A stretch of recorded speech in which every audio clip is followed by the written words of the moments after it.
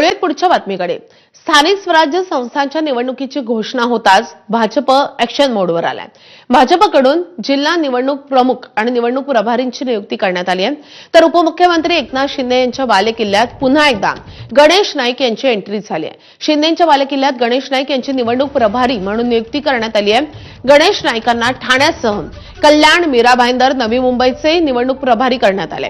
तर ठाणे शहर प्रभारी म्हणून आमदार संजय केळकर यांच्यावर जबाबदारी सोपवण्यात आली आहे। आमदार निरंजन डावखरे यांची रत्नागिरी प्रभारी म्हणून नियुक्ती झाली आहे। सिंधुदुर्गात नितेश राणेंवर प्रभारी पदाची जबाबदारी आहे। तर बीडमध्ये सुरेश धस यांच्यावर निवडणूक प्रमुख तर पंकजा मुंडेंवर निवडणूक प्रभारीची जबाबदारी सोपवण्यात आली आहे। तर आपण बघतोय शिंदेंच्या बालेकिल्ल्यामध्ये गणेश नाईक हे प्रभारी असतील। तिकडे बीडमध्ये सुरेश धस आणि पंकजा मुंडे या दोघांवर महत्त्वाची जबाबदारी सोपवण्यात आली आहे। सिंधुदुर्गामध्ये वेगळा संघर्ष आहे शिवसेना आणि भाजपमधला, तिथे नितेश राणेंवर मोठी जबाबदारी आहे।